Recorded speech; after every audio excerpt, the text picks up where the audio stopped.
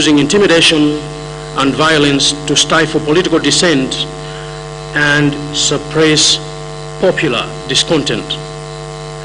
Through the use of compromised law enforcement agencies, surrogate gangs or uncouth gangs, the DPP leadership has unleashed a wave of satanic terror and violence on its people. But fellow Malawians, and like I've said before, we must always remind ourselves that the freedom that we enjoy today, that the peace and tranquility that we enjoy today was not given to us on a silver platter. Many of our forebearers paid a heavy price. Some with their own lives, they paid the ultimate price. There was nothing inevitable about the reintroduction of multi-party democracy in this country. Some of these people leading us today may not have been there in the early 90s. They were elsewhere in the so-called land of milk and honey. Indeed, some of the people leading the law enforcement agencies and ministries may have been part and parcel of the tyrannical administration that oversaw the mass violation of civil rights of Malawians. But in 1993, some of us were there when we said enough was enough to tyranny of the few against the majority. The majority, tired and discontented Malawians, rose for their rights and without the power of any weapon put an end to an autocracy. We were there when we fought dictatorship and cruelty to usher in democracy. We were there when the government, through its agents, tortured people for exercising their freedom of speech and political choice to adopt a multi-party democracy. Indeed, we were there when many of us as students, workers, peace-loving men and women were arrested on trumped-up charges from treason and sedition, and yes, even for conduct likely to cause breach of peace or behaving suspiciously. All that for the wish to have and enjoy real democracy. We were there when journalists bore the brunt of political violence for telling the world the truth, when the press was gagged and the world was lied to. We were there when the Catholic bishops, Christians, Muslims, and people of all faith and walks of life prayed with one voice for change and were threatened with death. These gallant freedom fighters were shamelessly ridiculed and some were tortured. We fought the one-party state with all its evils and might, not with guns and bombs, but with the indomitable human spirit and will to live freely without man-made shackles. Unarmed as we were, fought a better armed common enemy with our unyielding quest for freedom and justice, which was the preserve of a selected few. Fellow Malawians, this is part of our nation's history. And it is history that we must never forget. It is the story of our nation which must be told. It is also a story that we must tell some of our leaders who were not there, because apparently they have no idea what you and I went through. Those of us that were there were part of this painful transition to democracy, understand our history, and vow that we shall not return to the same old barbaric times of intimidation, political violence, intolerance, and dehumanization of our people. We say, never, never again. Fellow Malawians, we must jealously guard this hard-won freedom. We must remain vigilant against attempts by desperate, unpopular, and thieving leaders who have clearly lost the trust of Malawians to take this country back to its dark days. We must refuse the invitation to their trip back to the dark period of intolerance, brutal savagery, uncivilized politics of intimidation, gagging of free speech,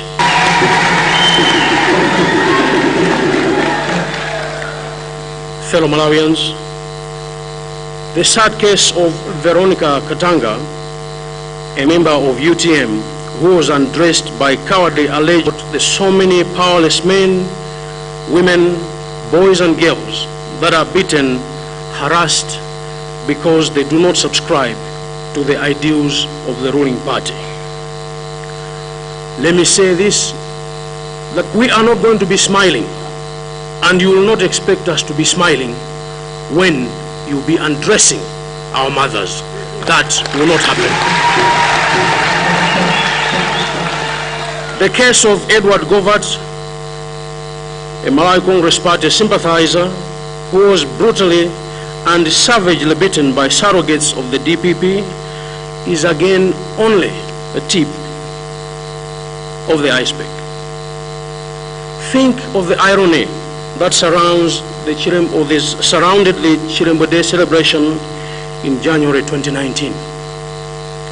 For those who have read the Chirembo uprising story and have learnt a lesson or two, his sole intention was to liberate Malawi and bring freedom to its people.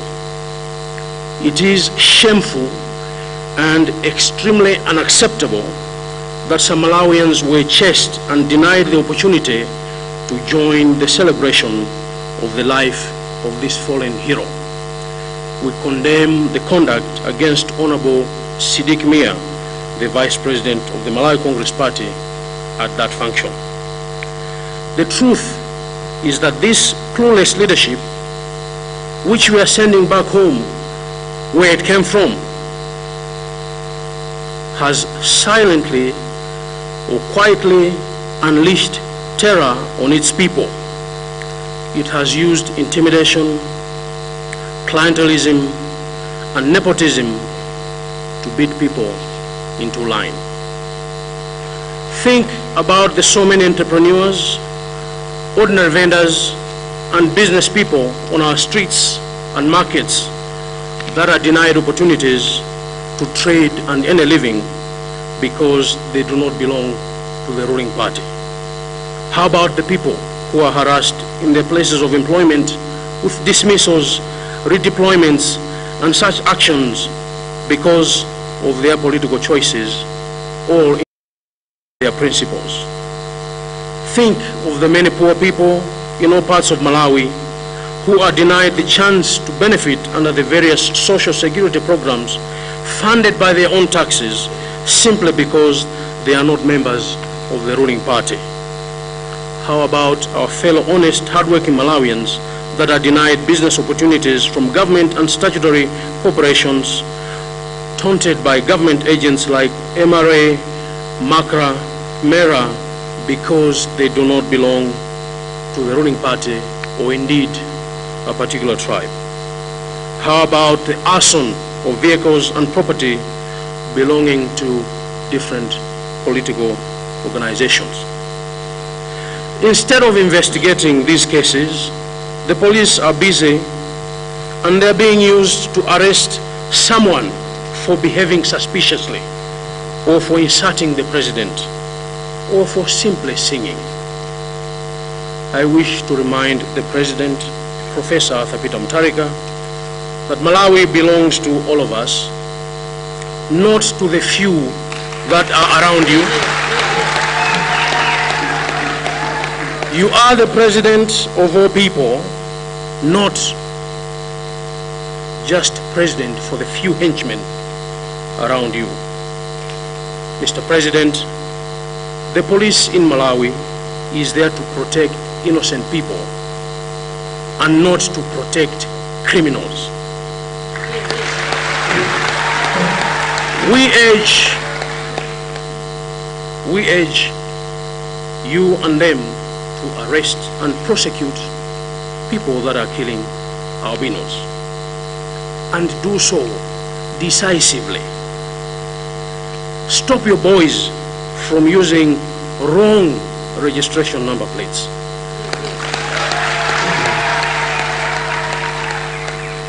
If all of us put Ana Dadi as registration number plates on our vehicles, there will be no revenue at the Road Traffic Department.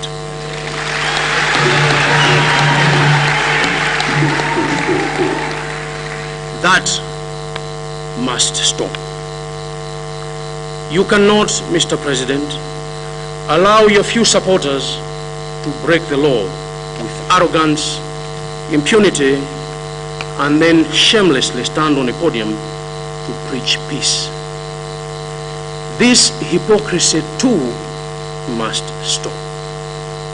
You cannot stand on a podium and advocate peaceful elections and at the same time close your eyes to the realities of the ugliness of incivility, of violence from your camp. Our message to you today is this simple. We have had enough of rhetoric from political podiums.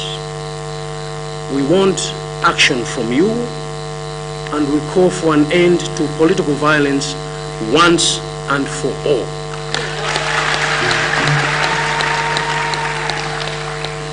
You have no excuse. Arise and act. To all the perpetrators of violence, let me warn you that May 2019 is not too far. Your so-called godfathers will soon be out of power. They will either be on the streets with you, or better yet, in jail. There will be no one, absolutely no one, to protect you. And we shall come on you hard, not us, but the law. In fact, if we were to let our followers retaliate, which they have been asking to, you would be completely and thoroughly outnumbered.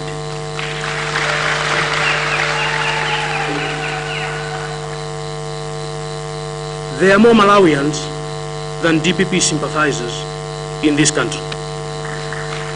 And if we're going to unleash that power, you have got no capacity to retaliate.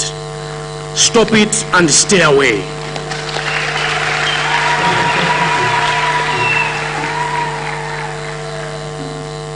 The good news is we know you, and if we had to, we can come after you. We are also capable of defending ourselves. But guess what? We are a peaceful party. We are a peaceful people. And this is why we leave it to the law enforcement agencies to properly investigate all these cases and prosecute the offenders. Fellow Malawians, you must understand that violence and intimidation is a form of vote rigging. Violence and intimidation is used by unpopular politicians to stop others from effectively campaigning and canvassing for votes, thereby denying voters the choice they desperately need. Violence and intimidation is used by undemocratic and unprogressive tribal parties to create a climate of fear for everyone because they know they cannot fairly compete and win. The DPP is no exception. Violence and intimidation is being used to stop people from organizing rallies or attending rallies. The idea is to depress the opposition vote, but they shall fail miserably. They shall fail miserably because good overcomes evil. They shall fail miserably because Malawians are made of sterner stuff. To those of you that are here and are listening, please proceed organizing your political rallies. There shall be no violence. Fellow Malawians, it is also very reckless and myopic for the ruling party to use terror and intimidation to try to rig this election. The continent of Africa is replete with sad examples of how corrupt and inept leaders tried to use violence and intimidation to remain perpetually in power, only to set their countries alight with uncontrollable violence and civil war. We must never ever play with fire. We must never take this peace we enjoy in this country for granted. It is simply silly and irresponsible. Mr. President, stop this violence perpetrated by your surrogates. You saw to defend the Constitution and protect Malawians. You must rise to your constitutional duties.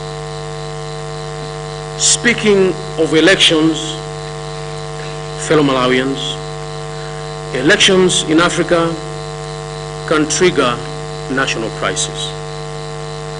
Elections management determines whether elections will be a stabilizing force or a destabilizing trigger.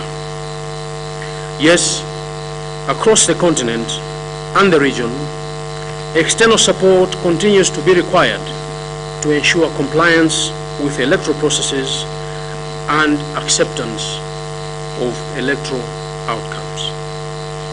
In Zimbabwe, Liberia, Sierra Leone, and Kenya, the combined assets of local and international interlocutors have played key roles in managing controversies resulting from contested elections. Similarly, the upcoming elections in Malawi come with a significant set of challenges that will require the collective effort of the region and the rest of the international community to overcome. Chief amongst these challenges are questions of level playing field for political parties and the impunity of the DPP. The success of these elections require that politicians conform to electoral rules and respect electoral outcomes. Success is also dependent on ensuring level playing grounds for all contestants and refraining from abusing state powers by limiting space for opposition candidates. Election management bodies, and particularly the Malawi Electoral Commission, will also be key in ensuring credibility and fairness of the elections process. Fellow Malawians, while civil society and citizens push for free, fair and credible elections, the region and the rest of the international community, especially African leaders, are needed to provide both diplomatic and moral pressure to ensure these elections are conducted in a manner that respects the rules and reinforces the credibility of the electoral process. We in the UTM appeal to the Malawi Electoral Commission to rise to the challenge and protect its own institutional legacy, much to the delight of the people of Malawi. We would also like to encourage the losing candidates in May 2019 to accept defeat with dignity and play their rightful role in the opposition as they prepare to rebuild their parties for the next elections in 2024. The Malawi Defense Force has always stood by the Constitution and the people of Malawi. They intervened in 1993 when the infamous Malawi Young Pioneers Parliamentary Wing was attempting to stifle the transition from single-party rule to multi-party democracy. As your State Vice President, I salute your professionalism and implore your continued guarding of the constitutional order in the event that you are called to duty again. Lastly, but not the least, I wish to say that in the next few days, I shall name the Vice President of the Republic of Malawi, and this person is the one who will initially be my running mate for the May 2019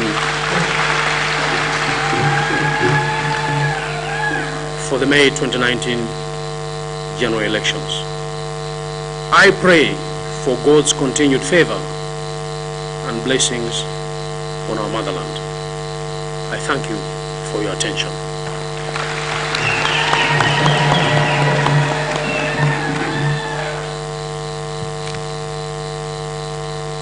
Mamembala onse chipani cha UTM amene muli muno amene mukutimvera,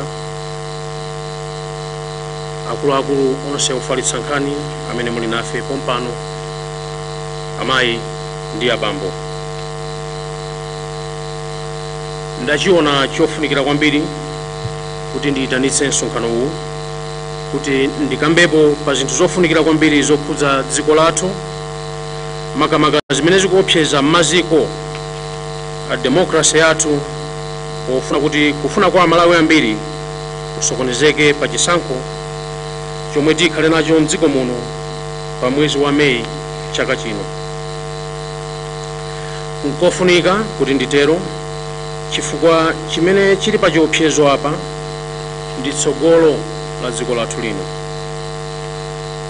Amalawi anzanga, ndikulankhula pano ngati munthu amene ndinasankhidwa ndi Amalawi kukhala wachiwiri kwa mtsogoleri wa dziko lino. Ndikulankhulanso ngati munthu amene ndinasankhidwa ndi atsogoleri a chipani cha UTM kukhala president wa chipanichi, ndipo amene ndidzachiyimire pa chisankho cha upresident mu Meyi chaka chino. Poposaposa ndikulankhulanso pano ngati mbadwa yokhudzidwa. Monga tonse tikudziwa kuti chitukuko chitheke mdziko lililonse ndipo kuti miyoyo ya anthu itukuke, chinthu choyambirira ndi chakuti mdzikomo mukhale ulamuliro wabwino. Ndipo ndi chifukwa chake pamene timakonzanso malamulo a dziko lino kumayambiriro a zaka za ma 1990 tinatsindika ngati dziko kuti tionetsetse poyamba kuti kuno ku Malawi tikhale ndi ulamuliro wabwino ndipo woyendetsedwa ndi malamulo okomera anthu onse.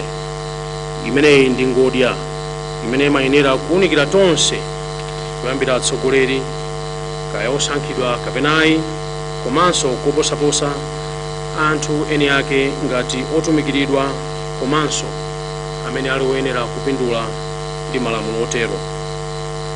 Kuti zimveke bwino, ndikati ulamuliro wabwino ndikunena kuchita chinthu poyera ndipo mofotokozera anthu mmene zinthu zikuyendera m'boma, kulola mabungwe omwe si aboma kugwira ntchito zawo momasuka, kulemekeza ufulu wachibadwidwe wa munthu aliyense, ufulu osankha ndi kuchita zinthu momasuka, komanso kutsata malamulo. Izizi ndi zimene dziko lililonse lapansi limakhulupirira pa nkhani ya ulamuliro wabwino. Amalawi anzanga, chimene chandibweretsa pano ndi chakuti ndaona kuti pali upo ndithu ofuna kupeputsa komanso kuthana ndi ulamuliro wabwino umene ulipo mdziko muno. Nditha kunena zambiri, koma ndichedwapo ndithu pamutu umenewu kuyambira lero ndi masiku amtsogolo muno kufikira pa 21 Meyi chaka chomwe chino. Kwa tsiku la lero mundilole kuti ndikhazikike pa mchitidwe omwe ukukula pakati pathu ozunzana chifukwa chosiyana maganizo pandale, kuopsezana, komanso zipolowe mdziko limene ife tonse timalidziwa kuti ndi dziko la mtendere, nzika zake zokonda mtendere. Amalawi anzanga, nzachisoni kuti ngakhale zayesedwa mbuyomu opanda phindu lililonse, anthu ena akufuna kuyesanso kusokoneza chisankho chikubwerachi pomaopsezana kapena kubweretsa zipolowe.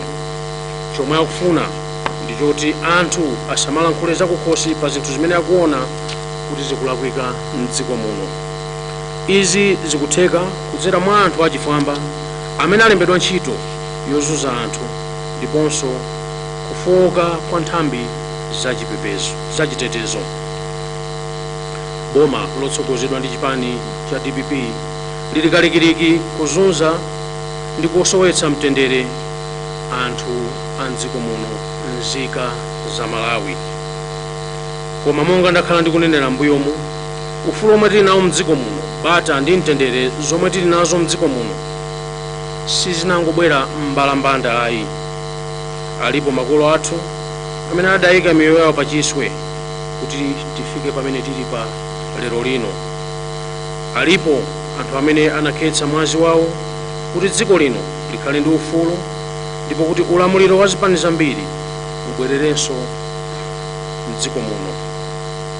Ndikudziwa kuti ena mwa amene akutitsogolera pano kudalibe mzaka za 1990 anali kumayiko akunja kwa dziko lino pamoyo ofewa. Ndikudziwanso kuti ena akutsogolera ntchito zachitetezo komanso maunduna ena m'dziko muno anali eni ake a ntchito zozunza ndi kuchitira nkhanza a Malawi pa nthawi ya ulamuliro wa chipani chimodzi. Matu ena afe tinalipo mchaka cha 1993 pamene tinanena kuti nkhanza zatikwana. Sitikufunanso kuti anthu ochepa azipondereza dziko lonse lino. Amalawi ambiri otopa ndi ulamuliro wa nkhanza anadzambatuka, ndipo popanda kugwiritsa chida china chilichonse anathetsa ulamuliro wonyansa umene udalipo pa nthawi imeneyo. Ife tinalipo pamene tinalimbana ndi ulamuliro wa nkhanza ndi kubweretsa ulamuliro wa demokrasi m'dziko muno. Tinalipo pamene boma linagwiritsa ntchito anthu a chitetezo ponzuza anthu ofuna kunena zakukhosi komanso kusankha boma la zipani zambiri. Ifeyo tinalipo pamene ambiri a ife ngati ophunzira apa ntchito, abambo ndi amayi ofuna mtendere tinamangidwa pa milandu yopanda pake monga yowukira boma, kunyoza mtsogoleri, kubweretsa chisokonezo komanso kuchita zokayikitsa. Tinaluza monsemo chifukwa chofunitsitsa kuti tipeze ufulu m'dziko muno. Ife tinalipo pamene atolankhani amazunzidwa ngakhale kuphedwa kumene chifukwa chonena zoona, ndipo pamene atolankhani amatsekeredwa pakamwa, ndipo dziko lapansi limauzidwa zabodza zokhudza dziko lino la Malawi. Ndikutero kuti ifeyo tinalipo pamene mabishopu a mpingo wa Katolika, atsogoleri a mipingo ina ya Chikhristu, a Chisilamu ndi anthu azipembedzo zina adagwirizana popemphera ndi liwu limodzi kuti zinthu zisinthe, ndipo anaopsezedwa m'njira zosiyanasiyana mpaka kumanyozedwa. Tinalimbana ndi ulamuliro wamphamvu wa chipani chimodzi, osati ndi mfuti kapena mabomba, koma ndi mtima wolimba kuti sitikufunanso kukhalira mphanthi m'dziko lathu lomwe. Popanda zida zilizonse tinalimbana ndi mdani woopsa kwambiri, ndipo tinalimbana mpakana tidapambana. Amalawi anzanga, iyi ndi mbiri ya dziko lino mwachidule, ndipo ndi mbiri imene sitikuyenera kuyiwala pang'ono pomwe. Ndi nkhani imene tikuyenera kumafotokozera ana athu kuti nawonso adzafotokozere ana awo. Ndi nkhani imene tikuyenera kumauzana ndi kukumbutsana makamaka zinthu zikafika pamene zafikapa, ndipo tikuyenera kumafotokozera ena mwa atsogoleri athu amene nthawi imeneyo kunalibe chifukwa sakudziwa kuti anthu akuno adaona zotani.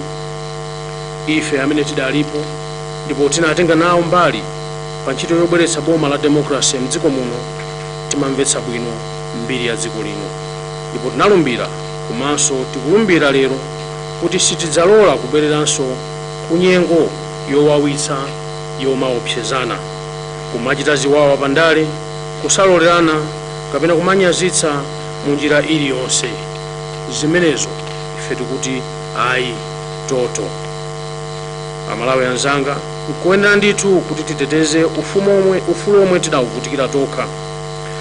Tiyenera kukhala tcheru nkumaona zimene atsogoleri athu amene aba kwambiri mdziko muno ndipo anthu atopa nawo akufuna kuchita kutibwezera ku masiku ankhanza, masiku amakedzana. Tiyeni tiwakanire kuti sitibwerera ku nthawi yoopsezana ya umbanda, ya zaumbuli, kutsekana pakamwa ndipo kusalemekeza malamulo. Ife ku Igupto ayi tidabwerako, sitizabwereranso.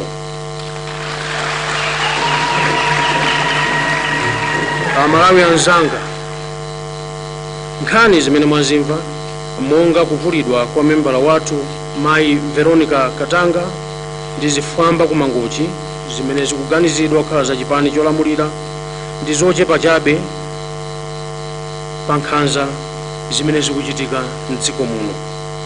Izi tinazidziwa chifukwa ena anajambula, koma alipo anthu ena m'midzimu, abambo, amayi, anyamata ndi asungwana amene akuvutika kwambiri chifukwa sagwirizana ndi chipani cholamulira. Ngakhale kumenyedwa kwa bambo Edward Govert Amalawi Congress Party ndi nkhani imodzi chabe ya nkhani zambiri zonyansa zimene zikuchitika mdziko muno. Tangoganizani pamene kunali chikumbutso cha m'busa John Chilembwe chaka chino, munthu amene cholinga chake masiku amenewo chidali chobweretsa ufulu ndi mtendere mdziko lino la Malawi, koma anthu ena kumwambo umenewu adathamangitsidwa chifukwa chonena kuti sanali achipani cholamulira. Tikudzudzula mchitidwe umenewu umene unakhudza wachiwiri kwa president wa chipani cha Malawi Congress Party olemekezeka Asidik Mia. Mwachidule tinene kuti utsogoleri uwu umene tiubwezere kwawo umene udachokera kaya ku America kaya nkuti wakhazikitsa ulamuliro wankhanza, wakhazikitsa ulamuliro wankhanza mdziko muno. Wakhala ukuopseza anthu, kusankha mitundu ndi kugwiritsa ntchito chuma cha boma pofuna kuti anthu asamatsutse zomwe zikuchitika komanso zomwe zikulakwika. Tangoganizirani anthu a bizinesi zing'ono ndi mabizinesi akulu amene omwe akulephera kupeza mwayi wa malonda chifukwa chonena kuti iwowo si mamembala a chipani cholamulira. Nanga anthu amene akuopsezedwa kuti achotsedwa ntchito m'maofesimu, kusamutsidwa chifukwa cha chisankho chawo pandale, komanso ena chifukwa chokana kuti zimene mukutiuzazi sitingachite nzosaloledwa pa ntchito. Anthu otero Malawi muno nawonso ali pa chiopsezo. Koposaposa anthu ogwira ntchito mboma, aziphunzitsi, madokotala, asilikali, apolisi ndi ankhondo akusamutsidwa chifukwa chotsata malamulo a dziko lino. Zimenezo ife tikuti iyayi. Pali anthu amene akulephera kulandira zofunika pa chitukuko cha moyo m'midzimu chifukwa choti adasankha kutsatira zipani zina. Nanga tikakamba zakuotchedwa kwa katundu monga magalimoto athu a UTM komanso magalimoto a zipani zina kaya ndi katundu wa zipani zina. M'malo mofufuza ndi kumanga anthu okhudzidwa, apolisi akugwiritsidwa ntchito kumanga anthu amene akuti eti akuchita zinthu mokayikitsa kapena akunyoza mtsogoleri, enanso kapena chifukwa chongoyimba nyimbo. Mati ndi akumbutse a president a dziko lino Professor Arthur Peter Mutharika kuti dziko la Malawi ndi la tonse, osati anthu.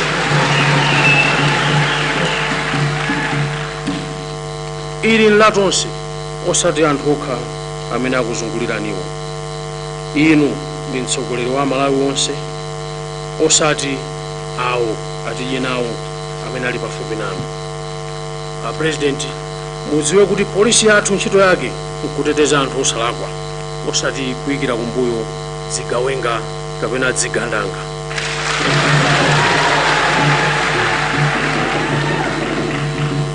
Nzosaloledwa kuti inu monga president wa dziko muzilola anthu amene akumakutsatirani kumaphwanya malamulo kenaka inu kuyima pa nsanja kumalalika za mtendere.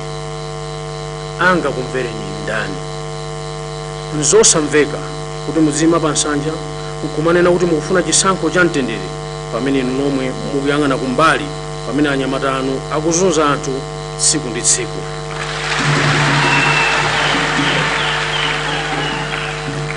Lero tikufuna mumve izi zomangolankhula pa nsanja ife tatopa nazo. Tikufuna titaona mukuchitapo kanthu pothetsa zipolowe zimene zikuchitikazi. Mulibe ponamizira, ingochitani zimene mukuyenera kuchita ngati mtsogoleri wa dziko. Kwa inu nonse amene mukuchita nkhanza zimenezi mudziwe kuti masiku atsala ochepa. Meyi, mwezi wa Meyi suli patali. Mabwana anuwo asamukamo mbomamo. Muzidzatuwira kumodzi m'misewumu koposaposa mwina iwonso akhozokhala ali kundende. Palibe ndi mmodzi yemwe amene adzakutetezeni.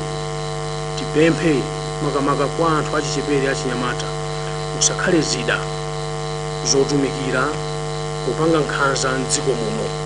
Adalipo anzanu m'mbuyomu adapita, kudali anthu omveka otchuka adapita.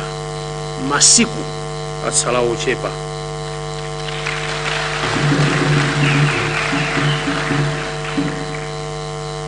Choti mudziwe ndi chakuti tikadalola mamembala athu kumabwenzera nkhanza ndi ndewu zimene zikuchitika m'Malawi muno ndipo ena akhala kumapempha, bwenzi inuyo amene mulipo anthu ochepa inu, bwenzi mutathawa.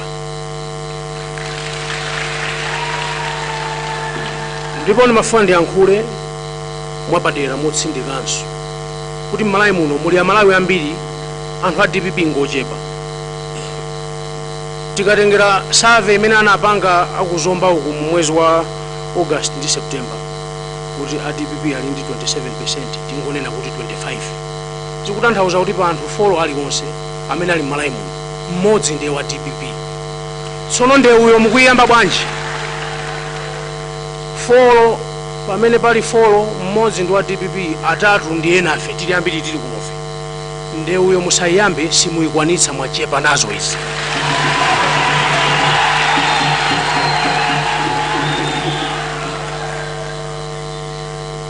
Kusabwenza kapena makosana ena akamanena kuti awati abwenzere tikamaletsa sikuti tikuopa ndewu yayi, koma ndi chifukwa choti anthu akumalawi kuno ndi anthu okonda mtendere.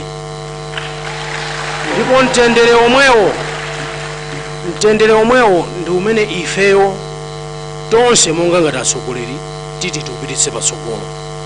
Koma tinene motsindika pano kuti izi zomavula azimayi, zomautcha magalimoto, zomayima m'misewu kaya mukuti muli kuli super 50 ku Blantyre uku, chonde zimenezo zitheretu chifukwa tsiku lina lake mudzaona zakuda.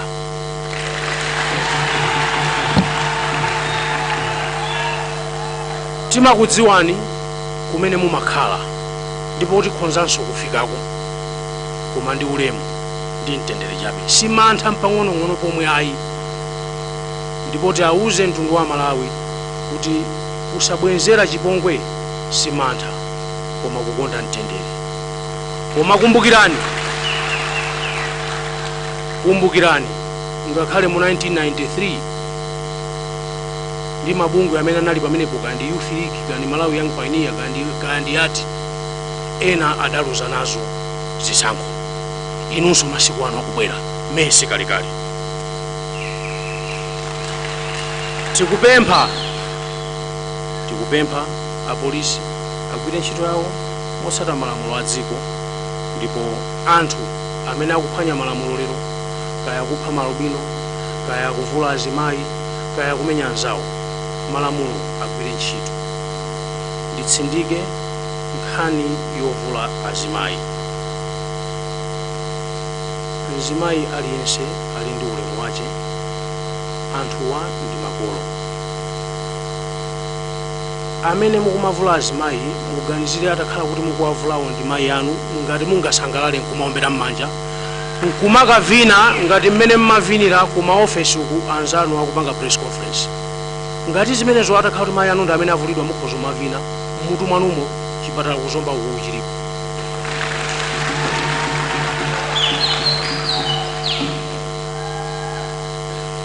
Sitisekerera ndipo sitiloleranso kuti mzimayi ndi mmodzi yemwe avulidwenso, sizichitikanso m'malawi muno.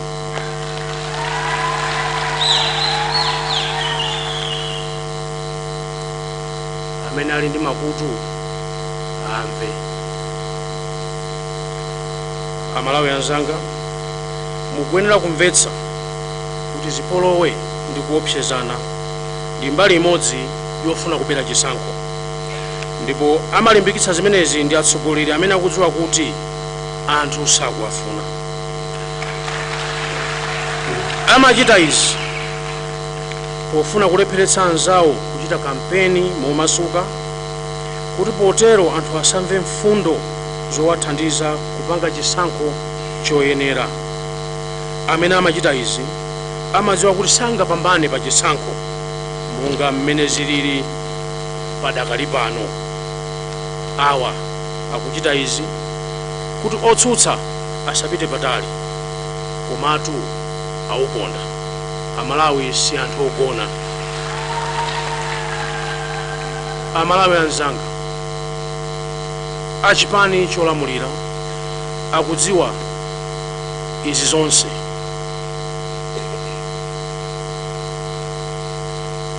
Ndipo muno mu Africa aliponso atsogoleri ena amene anayesapo kuchita za mtopola pofuna kuti asachoke pa mpando, amabweretsa zipwirikiti kapena zisokonezo m'mayiko awo. Tiyeni tisasewere ndi moto. Ndi chibwana cha mchombolende kumachita choncho. Choncho ndikubwerezanso kukupemphani a president kuti muthetse mtopola omwe ukuchokera ku chipani kwanu. Mudalumbira kuti mudzateteza malamulo a dziko lino, ndipo mukungoyenera kuchita motero. Pokambapo za chisankho, tikumbutsane kuti mu Africa muno zisankho zimakhonza kubweretsa zisokonezo m'mayiko ambiri, makamaka chifukwa cha mmene zisankhozo zayendetsedwera. Taona ku Zimbabwe, Sierra Leone, Liberia komanso ku Kenya anthu ena akulowererapo kufuna kuti kufuna kwa anthu kulemekezedwe. Kunonso ku Malawi pafunika kuti mayiko otizungulira ndi ena athandizire poonetsetsa kuti zonse zidzayende bwino. Chofunika kuchionetsetsa ndi kuti zipani zonse zipatsidwe mpata ofanana pa ntchito yokopa anthu kuti adzapange zisankho zoyenera, komanso mtopola omwe uli pano ndi chipani cholamulira uthe. Atsogoleri tonse andale tikuyenera kuzindikira udindo wathu pofuna kuti zisankho zimene zikubwerazi zidzayende bwino. Mabungwe onse okhudzidwa ndi kayendetsedwe ka chisankho, makamaka a Malawi Electoral Commission, akuyenera kuchita chotheka kuti chisankho chikhale chabata, mtendere komanso chovomerezeka. Ife a UTM tikupempha Malawi Electoral Commission kuti ateteze ulemu wawo kufuna kukwaniritsa zofuna za Malawi, ndipo onse amene sadzachita bwino pa chisankhochi akhale okonzeka kuvomera kugonja kwawo komanganso zipani zawo kuti mwina nkudzayesanso mwayi wawo mchaka cha 2024. Asilikali ankhondo wa Malawi Defense Force akhala akugwira ntchito yotamandika yoteteza malamulo a dziko lino. Adagwirapo ntchito yotamandika chonchi pothetsa gulu la Pioneer mchaka cha 1993. Ngati Vice President wa dziko lino ndikuyamika kwambiri ukadaulo wanu pa ntchito ngati zimenezi, ndipo tikudziwa kuti simudzalolanso aliyense kusokoneza malamulo a dziko lino kutsogoloko. Pomalizira ndinene kuti posachedwa tilengeza amene tidzayime naye pa chisankho cha president mwezi uno wa Meyi, ndipo ameneyo ndi amene adzakhale vice president wathu wa dziko la Malawi kuyambira mu mwezi wa Meyi 2019.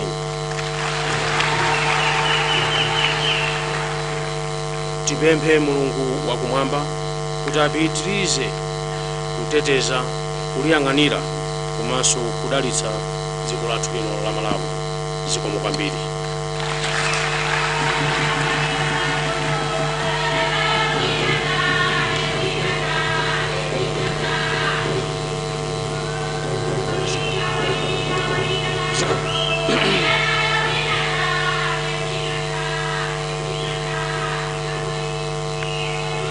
Yayi wachiwiri kwa mtsogoleri wa dziko lino yemwenso ndi mtsogoleri wa chipani cha UTM Dr. Saulos Klaus Chilima kutsiriza ndithu kulankhula kwa atolankhani komanso anthu omwe akumana chipinda chino.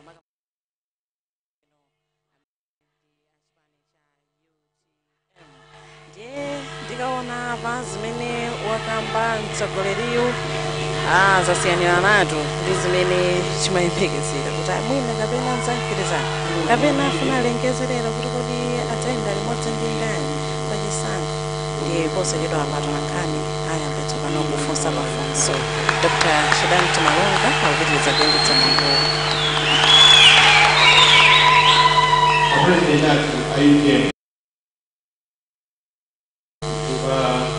Statement yanu yachiyembekezo komanso yachilimbikiso. Pamene inu munali kunja zambiri zachitika mdziko muno, andifunso limodzi lomwe Amalawi ambiri amafunsa linali lakuti kodi dziko muno tili ndi mtsogoleri.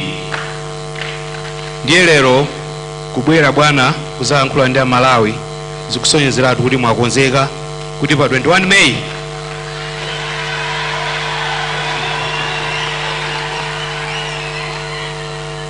komanso mu statement yanu ndi zambiri zomwe mwalankhula, ndingotchulapo mwina chimodzi kapena ziwiri.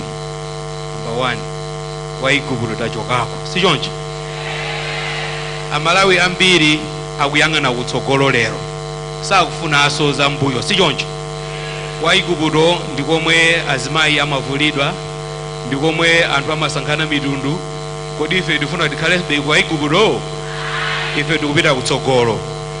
Mwalankhulanso mosayang'ana kuti ndi wa chipani cha mtundu wanji amene anachitiridwa nkhanza, kaya ndi wa UTM, kaya ndi wa MCP, kaya ndi wa chipani cha mtundu wanji, kusonyezeratu kuti ndi mtsogoleri wa dziko, si choncho?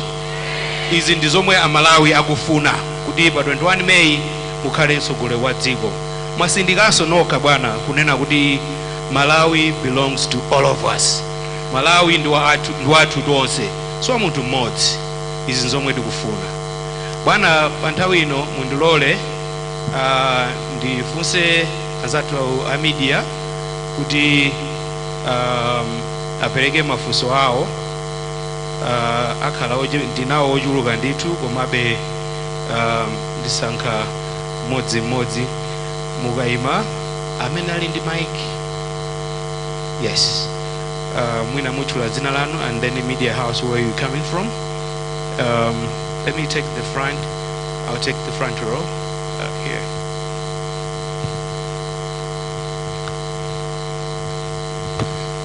My name is Gordon Wadonga from Nation Publications Limited. I have a couple of questions. First is related to the last issue you talked about, the issue of running mates. You previously hinted that you are working on a possibility of forming alliances with other political parties. I wanted if you could give us an update on what has transpired so far with just a few days remaining before you submit your papers to make.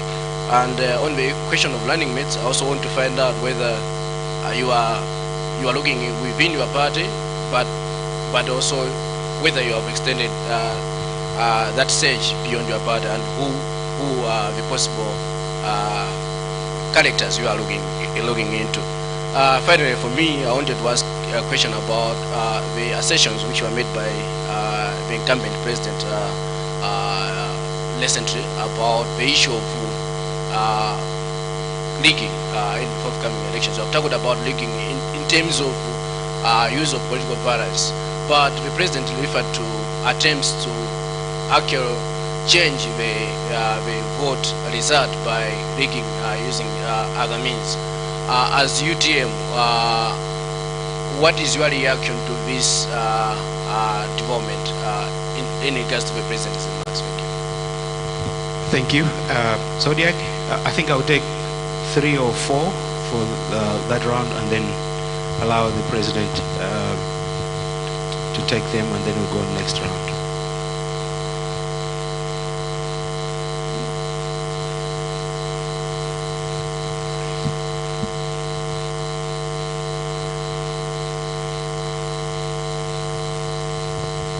You're right, Honorable. My name is Daniel Mawao from Zodiac. I have 2 questions.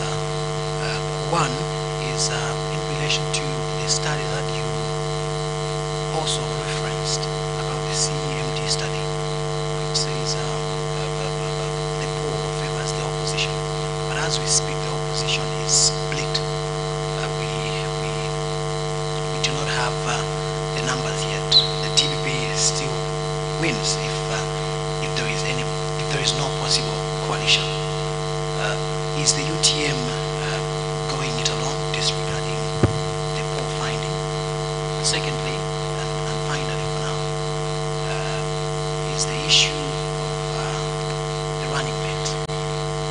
Have you assured that person, I'm assuming you already know who it is, have you assured that person that he or she won't be in the predicament that you found yourself in with President Peter Mutharika?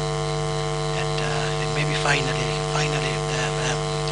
just recently, another ruling party politician reiterated the fact that, or his assertion that the presidency is not for babies. Would you wish to react to that? We think he was referring to you, sir. Thank you. Thank you. I'll take the last one in front for this round, and then you go to the next round. Yes, tsinanga ndi Arnold Nerema, of course, kuchokera ku Full FM radio. Ndifusa muchichewa.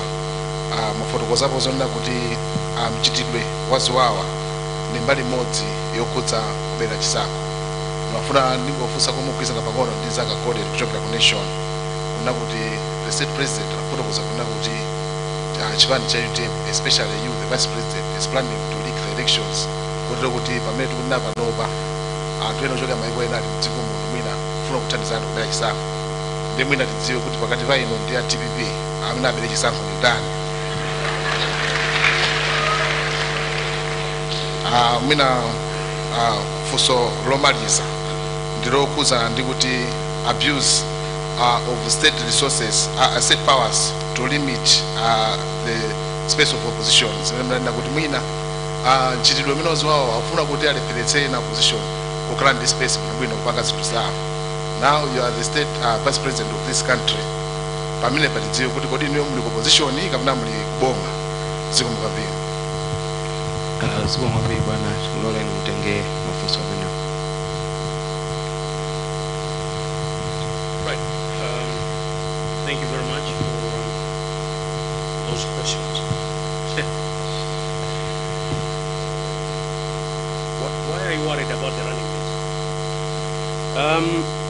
Let me say this, that yes, indeed, as you would have, and you rightly say, and as you observe, we have made statements to the effect that we will explore electoral alliances for the May 2019 tripartite elections. So first is to confirm that indeed we have said so, and it's not just me, but I think a few other leaders have. How much progress has been made? Quite a bit of progress has been made, and people are still talking. As you appreciate, different political parties have got different constitutions, and as we engage in these kinds of discussions, we also want to find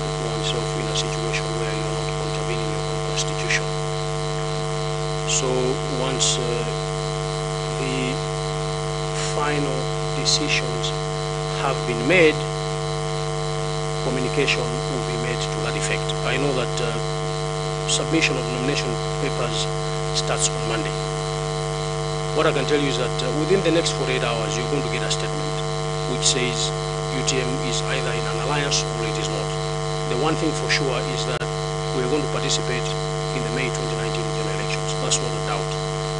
So let the process of final engagement continue, and we'll come back. We will certainly pass on that information without any further delay. Do we have a running mate? Yes, we do. And perhaps the right moment to do that is at the submission of the papers. You want a nice surprise on the day. So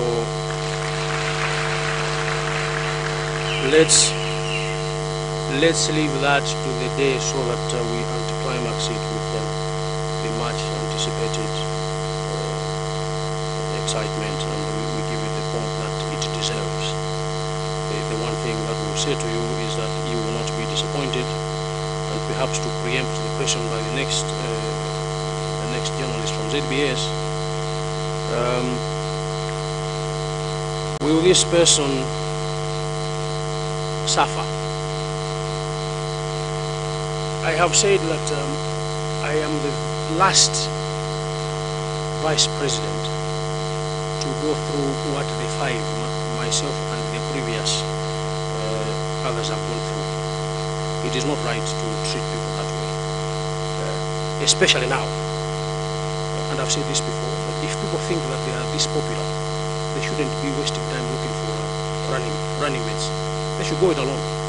Why are they in search of the running mates today? They want to find one so that they can also abuse them. But for us to ensure that future vice presidents are not humiliated like others have been,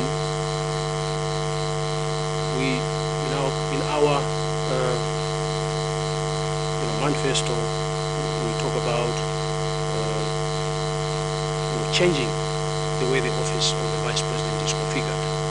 And I think I've alluded to that before.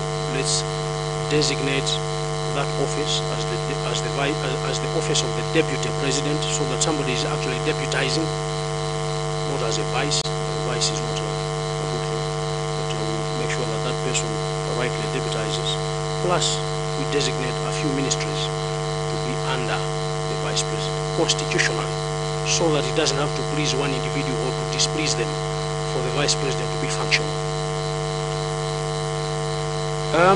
A split opposition, I think pretty much similar to what we are saying here. The concerns have been noted, and take it from me that people are serious about it. Nobody is taking those sentiments lightly. It is important that we come up with a formidable force, whichever way, to make sure that we guarantee victory in favor of anybody else but the DPP, so that you can rest assured, as I said, within the next 48 hours, you shall have communication to that effect. At least I can speak as much from the UTM perspective. And I do know, and I can say that without any fear of contradiction, that we have engaged other political parties on this subject matter. Now, you say that somebody says the presidency is not for babies. My initial reaction to this is that ordinarily I do not comment on garbage, because that's what it is, and maybe I should leave it at that. I will not comment on garbage, because the individual that you refer to is an opportunist. So I am not going to comment on garbage coming from an opportunist. That's what I should say.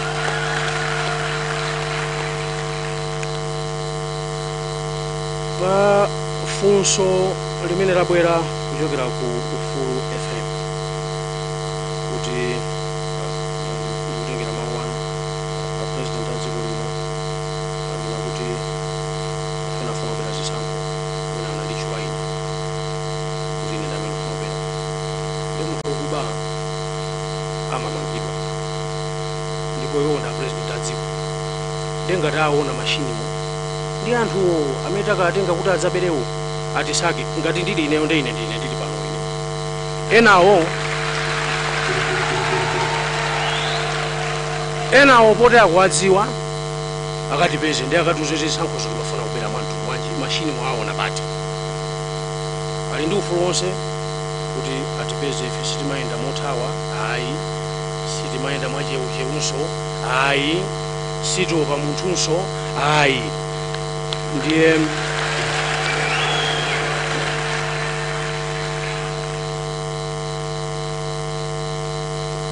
azabere zisankho ndi awa mukuwadziwa ndiye kwaberanso anthu ozabera zisankho anthunso mukuwadziwa ndi pali mashini oberanso mukuwaona iwe ndiwe president wa dziko zinthu zowaziona osakamanga anthu ndi chibwana chimenecho.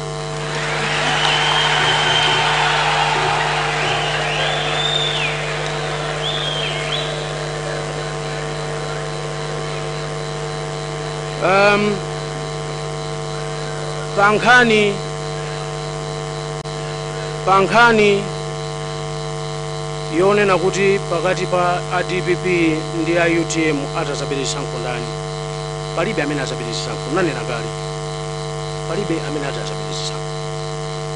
Anthu tikungofunika amene tinalembetsa tisapite tisakavote. Ndi chifukwa chake tikufuna m'malawi muno musakhale ziwawa tisamaopsezani. Anthu tsiku lovota likazakwana azapita akavote mwa ufulu wawo. Mukakavota bwinobwino palibe zoberana zimene zonanena kalikali. Chifukwa chake chimene iwo sangabere zisankho zofuna kuti ndi ana ang'ono ndi manena taizo.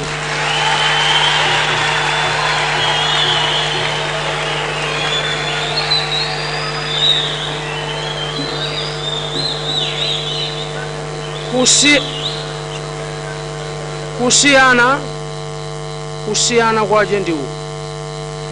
Iwowo sangabere zisankho chifukwa ndi ana ang'ono. Ifeyo sitingabere zisankho chifukwa ife sitimabaya.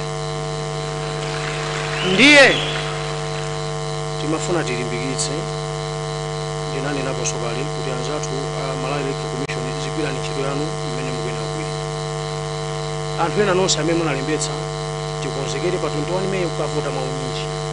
Ndinanena kuti nthawiyo ikamazayandikira ndizanena machitidwe ake. Ndinzanena machitidwewo. Koma amene akuona kuti ife tikubera zisankho abwera zatimange si ife tili pano. Andizoma tinenanso kuti zibera zisankho zonse zithe. Ungobwera muzatiuze kuti zisankho tikufuna kubera motere. Si basi. Munthu ndi wa president wa dziko zingona maso.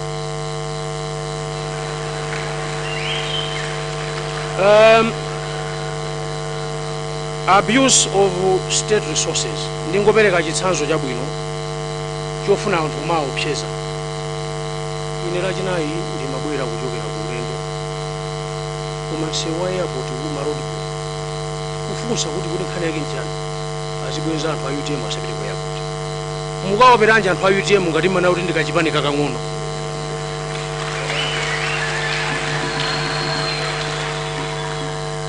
Moto opanda mapesi umaopsyanso ena.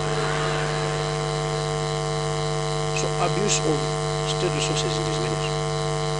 Zomatenga magalimoto atatu apolisi kumasogozana mutamanga anthu chifukwa kuti mukuti amayenda pa nsonkhano mukuwaganizira kuti amafuna asokoneze. Chikhale ni vice president ziku mu 2014 sinapitepo nsonkhano wa president umene anthu anakasokoneza. Ndi amene munaona kuti amasokoneza mwanthu wanji. Ukutenga magalimoto apolisi masomatsogozana asilikali imene mukaya 2030 mukuti mukuthamangisa. Tazi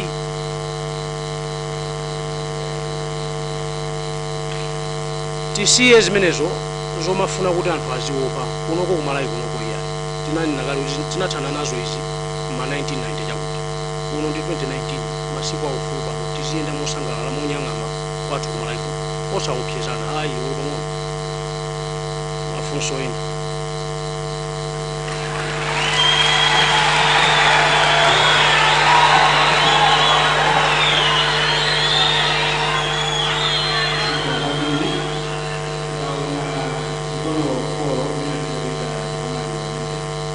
Hapo kina hapa kina hapo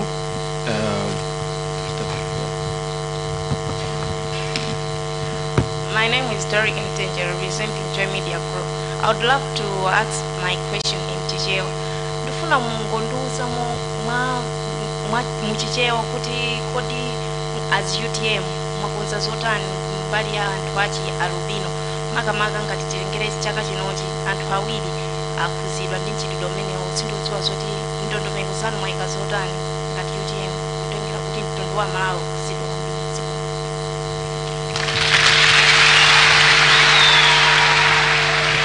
next is here.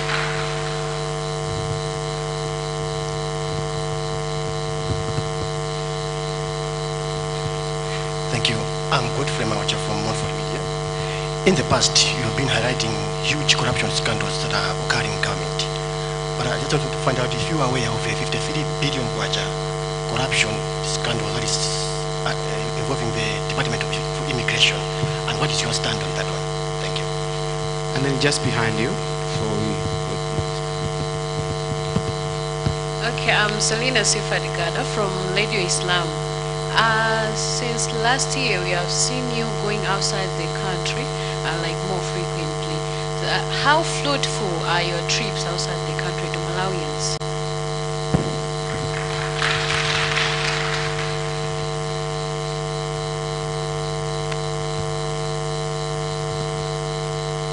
Thank you very much. I'm John Namarenga Jr. from Capital Radio. I have one question. Your statement has been delivered in your position as the Vice President, and some of the issues you have tackled are concerning political violence. Now, in your capacity as the Vice President, how often have you engaged with the State President on dealing with the political violence that is currently trending in the country? Thank you.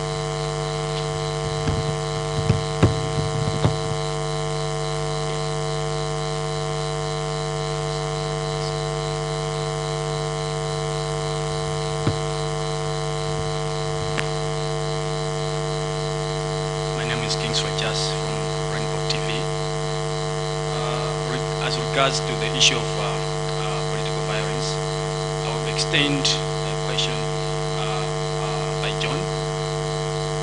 Have you had some contact with the President as regards to the current issues before making this statement?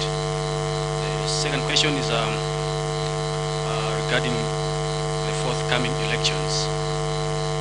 There are so many issues as regards to the preparations, others involving MEC, and some political leaders have commented on the preparations.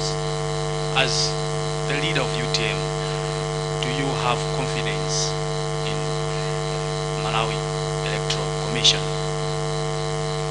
And in the event that the elections don't turn out in your favor, what will be your next move?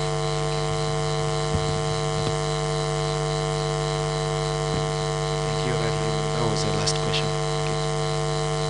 Right. Thank you very much. Tiyambire funso loyamba la kuphedwa kwa malabwino. Takambapo kangapo kuti mchitidwe umenewu si umunthu kukhulupirira mulendo umodzi ndi nalina kuti kupha albino ndi chimodzimodzi ufiti weniweni. Ndiye mbuyo mutakhala kunena kuti chonde amene akupha malabwino tenti apeze komanso azengedwe milandu kuti mchitidwe umenewu uthe. Ndimafunsa kuti kodi ifeyo tikhoza kupanga bwanji kuti zithe kwenikweni. Ife panopo tili pano nafenso kupanga kafukufuku wathu.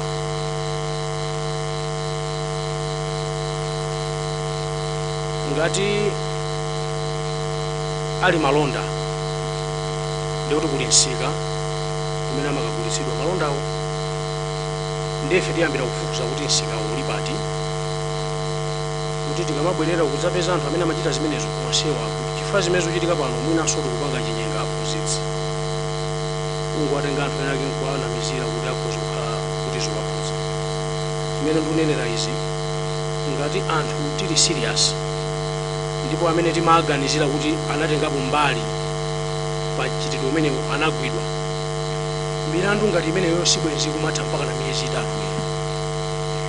Kumalawi kuno kunayamba kutazengedwapo mlandu ipani ndi achula mzaka zambuyo sathulizi mzaka zambuyomo ena anazengedwapo mlandu 2 weeks mlandu kutha, amakhala anthu kukoti ndi usiku usana ndi usiku ndi weekend yomwe kufuna kuti mlandu uthe.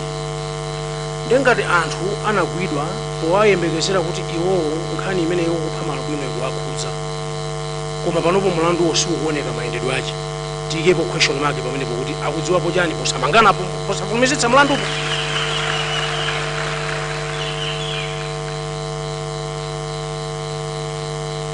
Chifukwa ngati mukuwamanga anthu ena mwansangansanga kuti angoyenda pa msonkhano ukuzungulira pa msonkhano tinatu makapereke mphatso kalikali mwazungulira zukuzu ulendo nawe muzibwera kusapanga ripoti fubero kuzomba uku pang'ono apitanso nanga ukupha mabwino mukuchedwa nawo bwa ngati muli achangu choncho.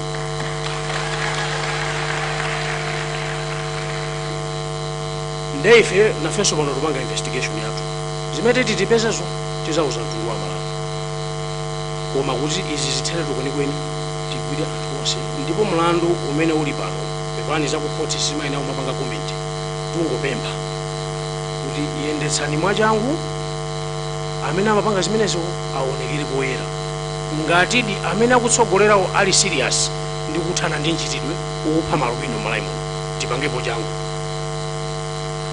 Kani yachiwiri on the 53 billion kwacha scandal, I think I've alluded to it in my statement. In brief, I said I will not tackle those issues today, but I'm going to tackle them in the few days to come. There is a few more scandals that we must address.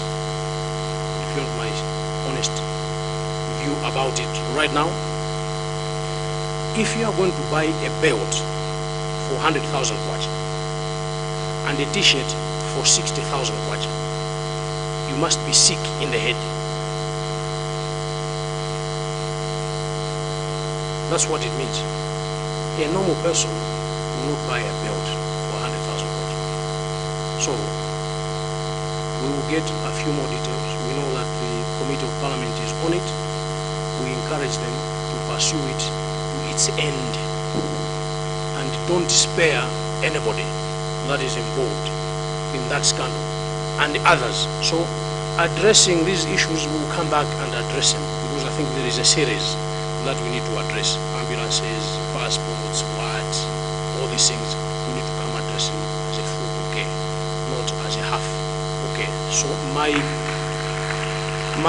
comment for now is for those that are doing the investigations, investigate thoroughly and prosecute them. You know, t-shirt ya 60,000 kwenye munaiona kuti. Ulo shirt ya 60,000 kwenye munaiona kuti. Ya golide.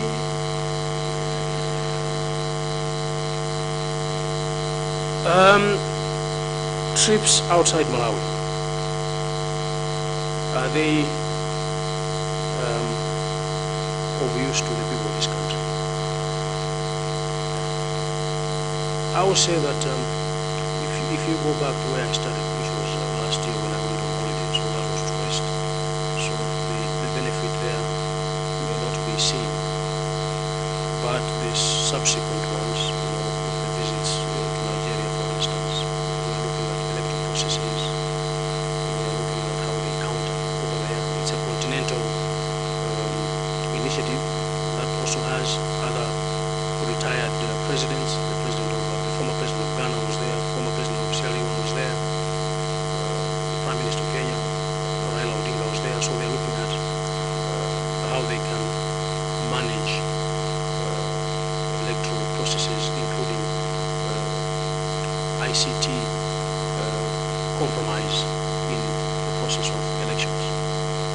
And that is some of the knowledge we have. So if you're looking for a direct benefit, yes, I would say that such kind of knowledge will be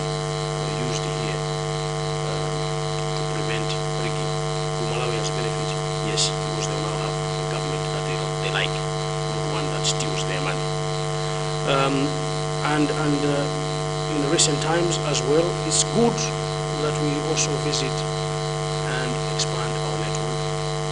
There are so many people that are willing to come and invest in this country. We know what the red tape is. So for the future, we are looking at people that can come and invest, and investment here is jobs for people of this country, apart from the coming in of forex through FDI. We are talking about serious investors, not some of the investors that you see on the bypass road, where you build a wall and things don't continue. We are looking at serious investors that will come, and of course also begin to understand how other states, other governments perceive Malawi. So for the benefit of getting ready to take office, it's good that we understand the perception out there of this country as well. The question on whether I have engaged with APM or the President on violence. Before I left the DPP last year, there was no political violence. So afterwards, we have not engaged. So if I must give a very direct answer, it is that I have not engaged with him on political violence, because at the time that I was there was none. Have I engaged with him for this press briefing? No, I haven't. Because I thought I could just come out here and say things as I see them. Preparations. Do we have confidence in MEC? When we engaged with MEC sometime last year, they invited different political organizations. They were giving a brief or an update after they concluded the registration process, and they were going to go into the verification phase, which is what has been happening. I think extended until tomorrow. What we agreed at the time was that we are going to engage again after the verification process. Do I think that they will do a good job? Yes, I think so. And we are going to also support that they must do a good job, because they don't have an option to do a bad job, unfortunately. So the only way they must know, or the only way they must run the election is in a credible manner and in a manner that is good. So that is the only option for MEC. It's not a multiple choice. Do we run them well or not well? No. The elections must be run well so that everybody is happy. Now, you asked me a very interesting question. What would happen to me if UTM loses elections in May 2019? Let me say this. I think we should go and ask the people that are going to lose.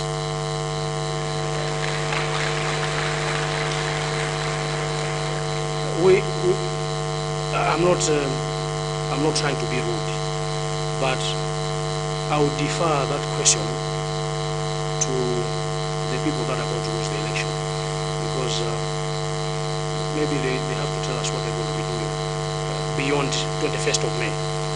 In our case, we look forward to seeing you on the 23rd of May at the Bingu National Stadium for the Sweating Stadium.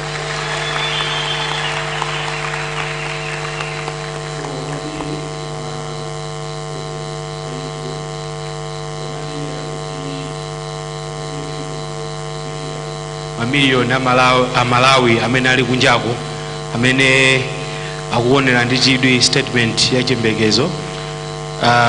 Ndikuthokozeni kwambiri a president athu chifukwa chobwera kupanga engage ndi members.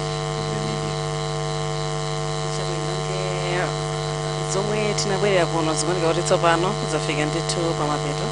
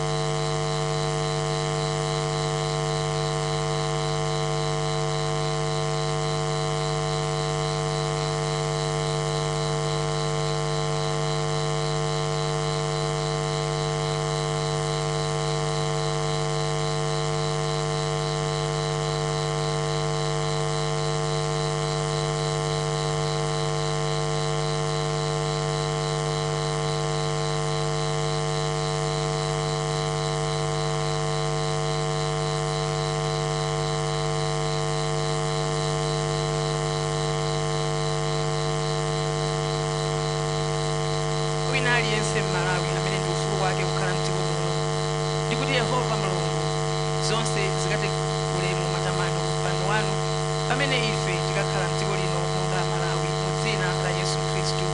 Amen.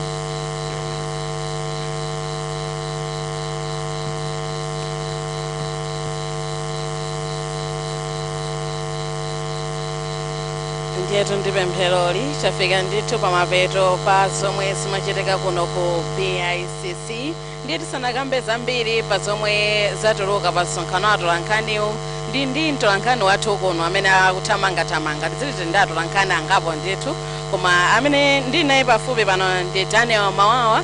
Mwina tani tangotiuza chithunzithunzi cha msonkhano uwu kuti utatha ndithu msonkhano uwu iwe nziti zomwe watola zomwe ungani zo wambiri Merifa tinali kuno ku PICC kumvera zimene amalankhula mtsogoleri wa chipani cha UTM komanso vice president wa dziko lino akambapo nkhani zingapo koma mwina tinene kuti si zimene timapenekera koyambirira kuja zikuoneka kuti nkhani inali yoti akambeza political violence kapena ziwawa zimene zikuchitika kapena kupitirira kuchitika pa ndale za mdziko lino. Anakambaponso nkhani zina koma atolankhani atachita kuwafunsa mafunso anamasuka kuti lankholepo zinthu ziwiri zitatu moteromo.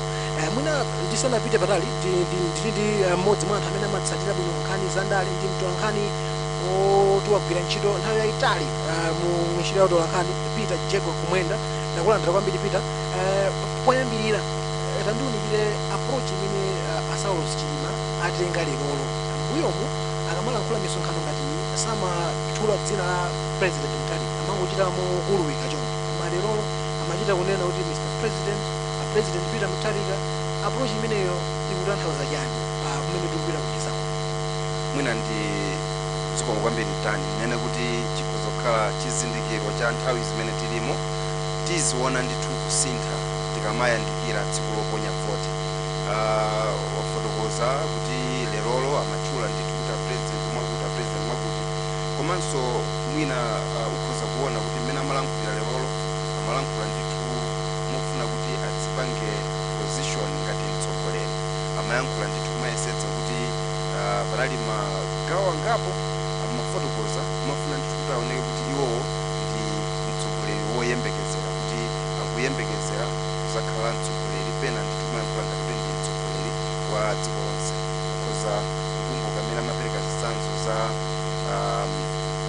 zochitika za zipolowe zimene zachitika mdziko muno amatchula zimene zachitika kuchipani cha UTM komanso kumatchula ngakhalenso atsogoleri azipani makamaka anatchulapo mtsogoleri wa MCP kusonyezabe ndithu kuti amafuna kuti azionetse kuzipanga position kuti iyeyo akukonzekera kukhala mtsogoleri wa dziko.